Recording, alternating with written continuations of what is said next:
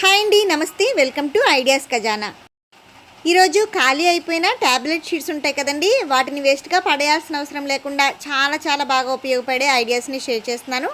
అలాగే ఎక్స్పైర్ అయిపోయిన ట్యాబ్లెట్స్ ఉంటాయి కదండి, వాటితో కూడా మనం మంచిగా రీయూజ్ చేసుకోవచ్చు అనమాట.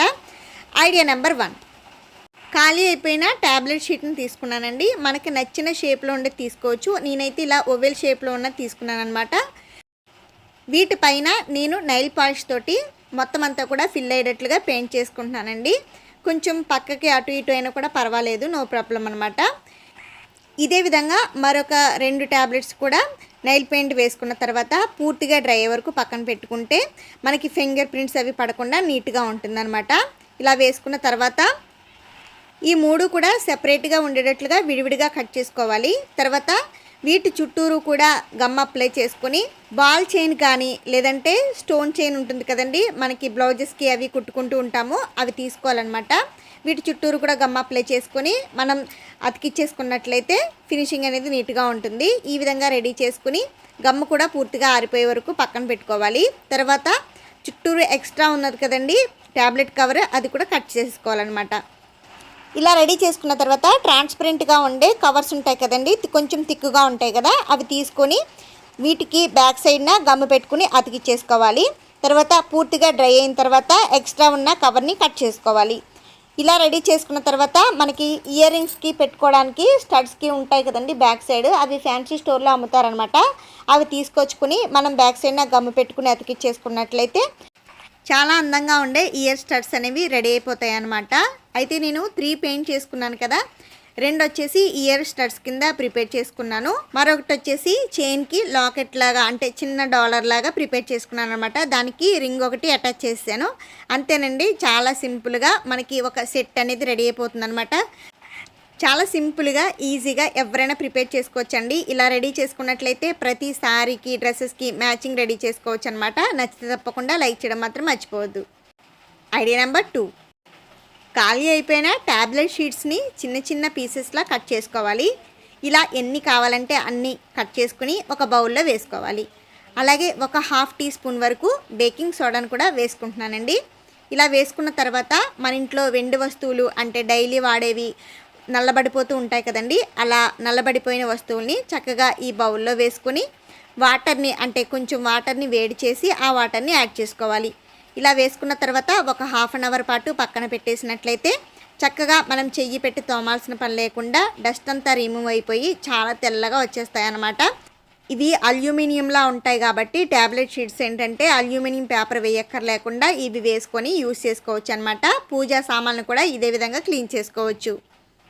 చూసారు కదండి, 1/2 అవర్ తర్వాత నేను వీడియోలో చూపిస్తున్నాను. ఇంతకు ముందు ఉన్న పట్టీలకి ఇప్పటికి ఎంత డిఫరెన్స్ ఉందో ఒకసారి మనం బ్రష్ పెట్టి క్లీన్ చేసుకున్నట్లయితే ఇంకా తెల్లగా వచ్చేస్తాయి. డెఫినెట్గా ఈ టిప్ని ట్రై చేసి చూడండి, ప్రతి ఒక్కరికి ఉపయోగపడుతుంది. ఐడియా నెంబర్ 3, ట్యాబ్లెట్ షీట్స్ని చిన్న ముక్కలుగా కట్ చేసేసుకోవాలన్నమాట.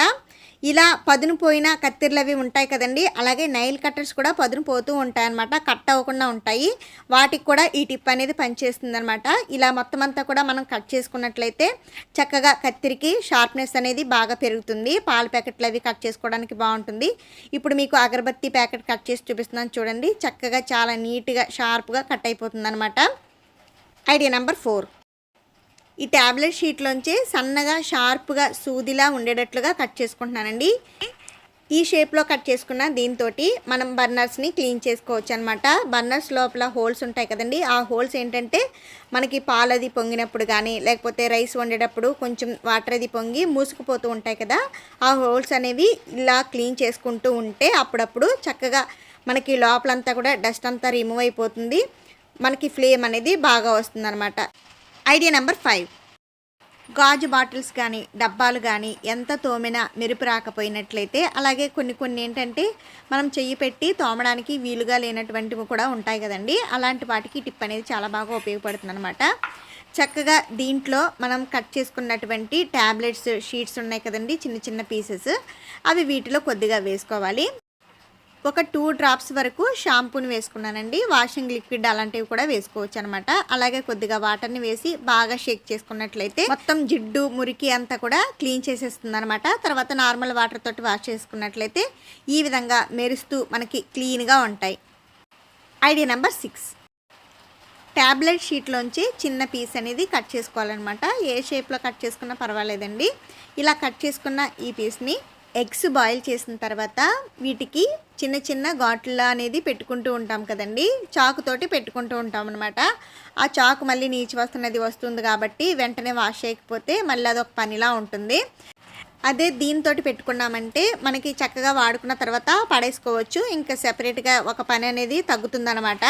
ఇలా చిన్న చిన్న ఘాట్లలో పెట్టుకుని కర్రీ చేసుకున్నట్లయితే ఉప్పు కారం అంతా కూడా లోపల వరకు వెళ్ళి కర్రీ టేస్ట్ అనేది బాగుంటుంది. అలాగే మనకి ఫ్రై చేసుకున్నట్లయితే అంటే పేలి మీద పడకుండా ఉంటాయి అన్నమాట.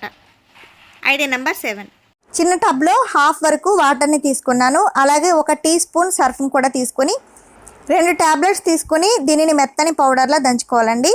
ఈ పౌడర్ని దీంట్లో యాడ్ చేసుకొని మొత్తం అంతా బాగా కలిసేటట్టు మిక్స్ చేసుకోవాలి. దీంట్లో వైట్గా ఉండే క్లాత్స్ ఏదైనా ఉంటే వాటిని పెట్టుకున్నట్లయితే చాలా తెల్లగా మెలమెలా మెరిసిపోతాయండి. బనీన్లు కానివ్వండి లేకపోతే ఇంకేదైనా కూడా మనకి నల్లగా అయిపోతూ ఉంటాయి. ఎంత ఉతికినా కూడా తెలుపు అనేది రాకుండా ఉంటాయి కదండి. అలాంటి బట్టల్ని ఇలాంటి వాటర్లో మనం నానబెట్టుకుని వాష్ చేసుకున్నట్లయితే చాలా తెల్లగా మెరిసిపోతూ ఉంటుందన్నమాట. చూసారు కదా, ఒక హాఫ్ అన్ అవర్ నానబెట్టిన తర్వాత ఈ విధంగా మనకి రిజల్ట్ అనేది కనిపిస్తుంది. ఎంత తెల్లగా ఉందో చూసారు కదా. తెల్లటి బట్టలకి ఈ టిప్ అనేది చాలా బాగా ఉపయోగపడుతుంది. ఐడియా నెంబర్ 8, కొన్ని బుక్స్ ఏంటంటే ఎన్ని సంవత్సరాలైనా మనం దాచిపెట్టుకుని వాటిని అవసరమైనప్పుడు చదువుకుంటూ ఉంటాం కదండి. అలాంటి బుక్స్ అనమాట. అంటే గ్రంథాలు కానీ జీవిత చరిత్రలు కానీ ఇలాంటి మెడిసిన్స్ వాల్యూ ఉన్న బుక్స్ కానీ ఏదైనా కూడా దాచిపెట్టుకుంటాం కదండి. అలాంటి వాటిలో చిన్న చిన్నవి నల్ల పురుగులు, తోక పురుగు లాంటివి చేరుతూ ఉంటాయి అన్నమాట.